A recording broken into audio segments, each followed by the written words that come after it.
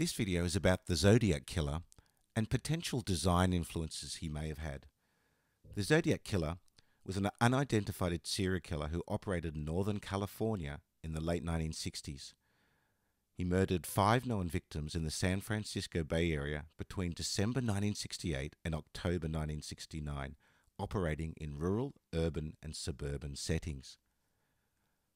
I'm a landscape architect and I have 30 years' experience in small, medium, and large practices in government around Australia and around the world.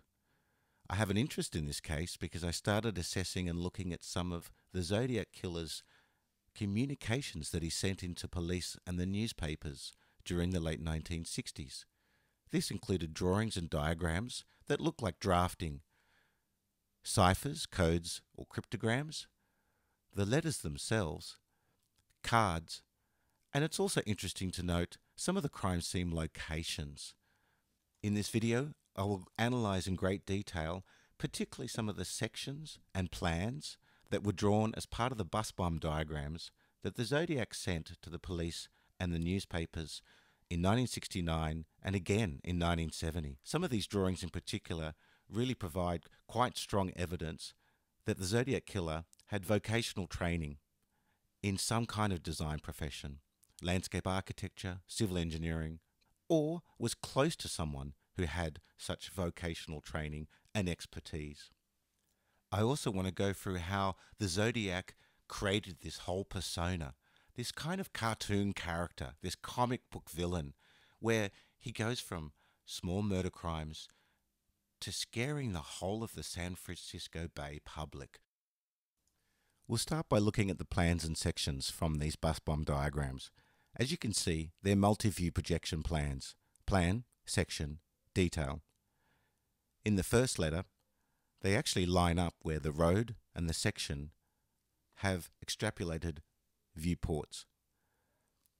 The whole layout also requires the section to be viewed by orientating the page into a landscape rather than portrait. The Zodiac line work is really confident. He draws quickly and cleanly across the page. It's clear that he has some kind of vocational training, or at least a lot of practice. His freehand parallel lines are very good.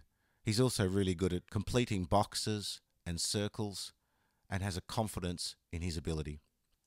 When we look at the section from the second bus bomb diagram letter, the one with the A and the B, this is copied directly from landscape architecture grading textbooks. With some research, I managed to find a number of textbooks, particularly Grade Easy from 1967. They indicate Zodiac's understanding of road design, grading on hill slopes, swales, crowned and raised roads, and it's remarkable how accurate the Zodiac drawings are to these university grade textbooks. Now, these textbooks are fairly broad level, but you wouldn't find them in a high school library, you wouldn't find them in a local library, you wouldn't find them in your local news agency. They're very particular, high level but educational books. All the dimensions align neatly. These sections are very different to civil engineering sections, which are typically far more complex, following bulk earthworks, complex grading, the chainage of roads, and don't usually show cute cars and buses. The way that Zodiac draws these cars and buses, almost cartoon-like and kind of fun, is extremely similar to how landscape architects draw. In these examples, you can see some old hand drawings of road sections or streetscape sections. This is the domain of landscape architecture. The only things missing from Zodiac sections are trees and people and dimensions. When we look at how the Zodiac draws his arrows, there's quite a lot to be revealed. The Zodiac, when he draws his arrows for the most part, does them quite narrow, like a sharp barb. They're almost always hatched in or coloured in, and he uses them for dimension callouts, or, as typical drafters would, to point to things on the plans. He uses perfect engineering 1:3 ratio arrowheads that are blocked in at first preference. He also has a slight curve or arcs to his arrows, which is quite unique, but also fairly typical of vocational training at university level. He also uses these curved or rounded arrows with the fletching, like a bow and arrow. Here it's depicting movement in the bomb diagram, a simple on-off switch. This is all from a textbook called Technical Drawing by Frederick Gesaik. It's a very famous textbook, and it's not just for landscape architects. It covers a lot of professions. However, it's really interesting how the Zodiac has copied this movement arrow directly from this textbook. The fletching and the arrows has a hatching that even the Zodiac has copied, and he's using it to show that movement in the bomb. Technical Drawing even shows you how to draw a Zodiac symbol. Now, a lot of people talk about these bomb diagrams being heavily influenced by military. It must be someone in the military. But really, it's a fairly simple sketch with car batteries and an on-off switch. What's more important to me to revealing the Zodiac's identity is where he got the influence from drawing, because these drawings clearly indicate expertise, practice, and the learning from books like Technical Drawing. We can also see in the way that he lays out the whole page, it kind of looks like block and section diagrams, residential houses and streets. There's something about the way he lays out the bomb in 3 dimensions with the landscape. Reminds me a lot of these sort of block and section details where the house and the block has been taken over by the bomb. But he shows really nice sections that are projected, and on a plan he's got that combination of plan, section, detail. He's also really confident with his line work. He doesn't have too many gaps, and he doesn't have too much overlaps in the way that he drafts. He's drafting in correct educational or professional terms. The way he does circles and different geometric shapes, they're all closed in. And landscape architects, of course, have a lot of expertise in drawing circles, because that's what we do to draw trees. So it's quite interesting the way that the Zodiac has an expertise in drawing circles freehand, because he's drawing them quickly.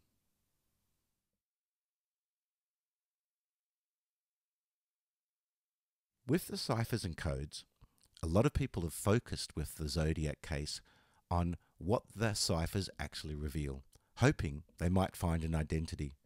But from my perspective, I'm more interested in how he could create the ciphers and where does he get inspiration. The lettering itself is almost Comic Sans. It's very simple. It's almost very similar to ciphers that you'd get in comic books as a kid or in newspapers. There's nothing particularly fancy about those lettering, but it is very neat and it's highly precise. This indicates to me that the Zodiac can draw and write a lot more neat than he actually does in his letters and some of the diagrams. You can also see this lettering in the sections themselves with the A and B, where he goes to a more formal approach in labeling these boxes and highlighting the importance of what they are in terms of the overall diagram. With the actual cipher codes and the symbols that he uses, they're also not that extravagant or flamboyant. A lot of people think they're esoteric Egyptian or satanic or celestial symbols, but a lot of them are actually really simple symbols used in plans by landscape architects. They could be true position or landscape architecture plans, site plans, lighting schedules. They could also be symbols that are commonly used across electrical and drainage legends. We also have a lot of symbols that are used in planning, and I think there's a lot of planning in the Zodiac's modus operandi that links in with landscape architecture. They don't have to be particularly complex. They're fairly straightforward. It's more about how they are created and what he's trying to say. Let's take a look at how he would achieve drafting all of this. So We know for a fact that he's used felt tip pens. He didn't use any extreme drafting pens. He could have used a simple drawing board with a T-square on the end, or he could have used a professional drawing board either at college or workplace, possibly home. It's hard to really know, but either way, he definitely would have used a light table to copy a preliminary layout of the ciphers. They're so neat and orderly, it's highly likely that he used a light box, either at work, possibly at home, maybe even more likely at a university campus where they're fairly popular. The grid that he uses for the cipher, a lot of people, of course, have noted that it probably needs graph paper. I think this is pretty obvious, but he could have also done it with pencil lines underneath the page. How he sets up the board, it's really hard to see from the scans of evidence of the Zodiac case whether tape was used on the corners to tape down his plans, either for doing the letters to keep them firm, but he could have used weight bags, small pouches filled with lead, which was quite common back in the day to hold down the plans. This would have avoided the use of tape. He could have also used cloths or tissues or paper to mask his fingerprints and avoid smudges, quite a common technique in drawing. Now let's look at the letters and the writings of the Zodiac. First of all, he wrote an enormous amount of letters, an enormous amount of work. He was writing 6-page letters. He is just going on and on and on. I don't think this is a guy who's busy with a full-time job. This sounds like a student who's into this kind of stuff. He writes with a nice guideline, and he has good angles in a lot of his letters, but they also get sloppy. But I tend to think that this guy is a student, because look at how many times he mentions buttons. I get the impression that he's someone on campus that wants to see other students and other people in the counterculture wearing his buttons. And it's really, really interesting that the crimes took place in San Francisco, and University of Berkeley, which has a degree in landscape architecture and urban planning, was really the epicenter of this whole button culture, the free speech movement, the protests, the counterculture, the hippies. There's a whole cultural facade to this. And on top of wanting to get in print and into the media, I think he wanted to get around campus. Now, another interesting thing about the letters is actually when you read through past all the terror, it's quite municipal. It reads like a planning document. There's all this talk about compliance. The people of San Francisco have not complied. I shall. It's very much development control in a way. And this is something I do in my profession. As an assessment officer and as an urban planner, I look at this kind of thing. And you can find really similar language in a lot of planning documents. As exciting as Zodiac tries to be, and as scary as he tries to be, he's pretty municipal. When we look at Zodiac's lettering, we can also see some similarities with landscape architecture or architectural lettering. The way that the S's are created, and they're sort of curved up high or stroked up high. Then letters like E and P are stroked in the middle, and letters like A, H, and sometimes R are stroked down low. The Zodiac rarely ever uses uppercase all the time. When he uses lowercase neatly, it almost looks like the writing we saw in the technical drawing textbook before. Now, a good designer is not all just about drawing boards and writing codes. It's also about crafts, and landscape architecture is no different. The Zodiac sent a lot of cards, particularly in the early 70s, to authorities. One thing that stands out about these cards, they're all kind of drawn, relate to hand drawings, or are crafted himself. There's never any paintings or photos. Now, the Zodiac 13 card, he's got experience in putting down, sticking on labels fairly horizontally and neatly. This is really similar to what landscape architects do when they need to put printing onto plans before going for a photocopier or printer. Now, sure, anyone can clip out things from a paper and put it onto a card. But it seems like the Zodiac enjoys doing this. He has expertise in it, he's pretty good at it, and he does it consistently. Also, with the Halloween cards, he's applying a lot of different craft and art techniques, different coloured pens that contrast against the black, moving the skeleton around, placing the pumpkin. And then, of course, there's the Pines card, which relates to forest pines' inclined visage, and that has been linked to Zodiac, although perhaps not completely authenticated. However, it's a lovely pen and ink sketch that showcases a landscape open space. So there is a connection between all those cards. None of them are photos, paintings, or anything completely abstract. They're all kind of linked back to pen and ink sketching or landscape architecture and development. Then, of course, was the crafts that would be required to make the costume. Some basic sewing and the creation of this horrific outfit that he wore during the Lake Berryessa attack. Now, I don't think that would require a fashion degree, but certainly it shows off someone that has the skills to create things. It's part of that creative and cerebral strategy of the Zodiac. It's part of his broader persona.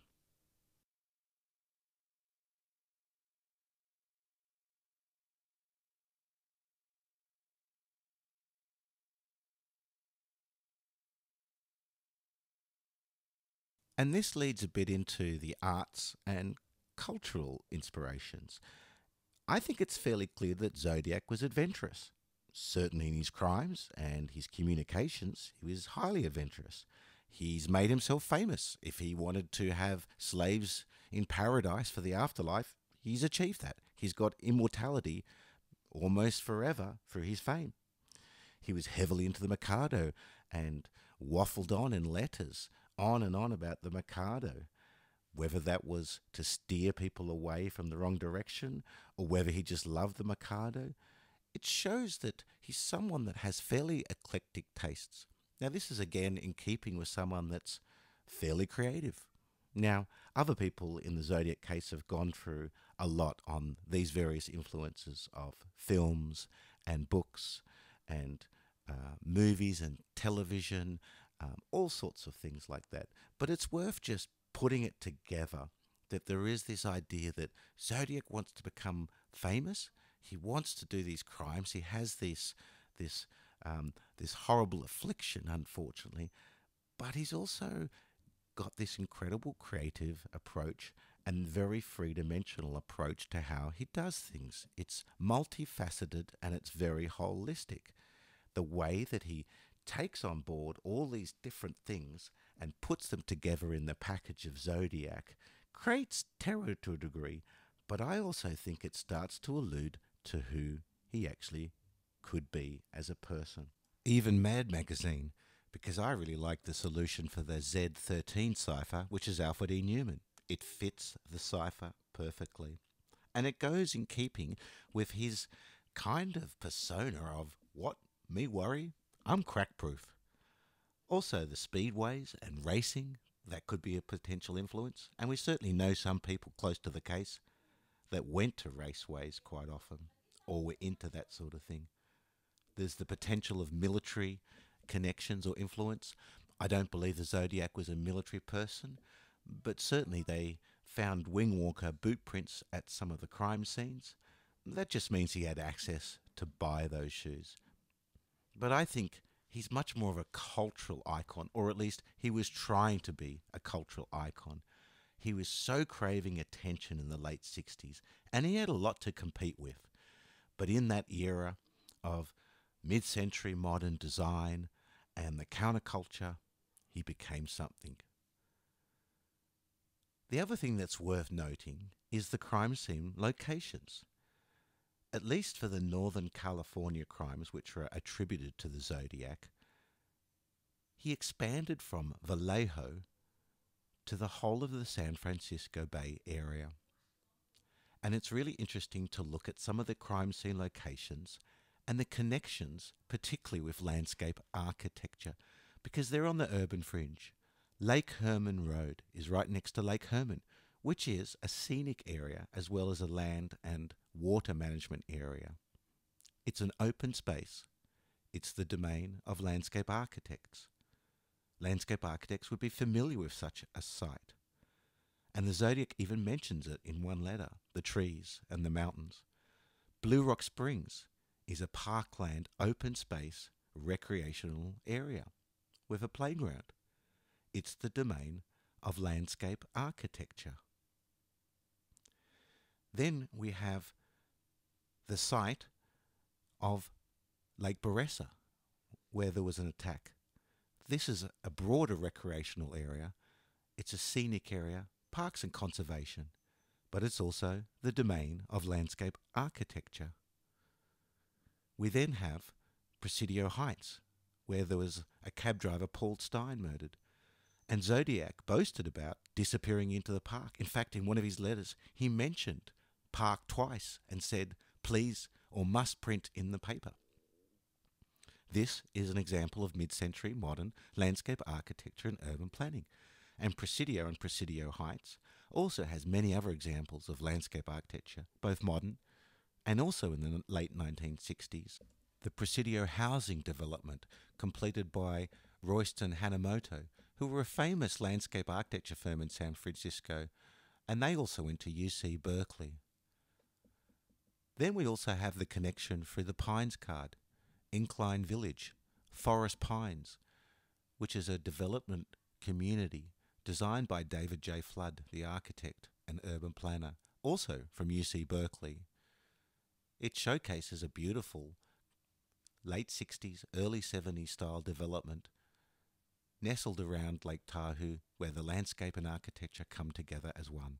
It's a great example of hillside development, something we know the Zodiac has some experience with, something that the Zodiac would be interested in, particularly the beautiful drawings. Now, concerning radians, a lot of people talk about radians as if they're some exotic, complex thing that must be a military person. But actually, in landscape architecture, radians is quite commonly used for measuring. It's a simple way to measure the radius arc instead of using degrees. And in landscape architecture, there is quite a lot of applications for using radians in design, particularly because landscape architecture is a very geometric design. It can be used for laying out gardens and with tangents and different types of geometric shapes. It can be used for developing pathways and curves and tangents with trigonometry, measuring site areas or arcs like sprinklers on a golf course. It could be used to measure pathways. It can also be used in slope design and grading to work out fall slopes.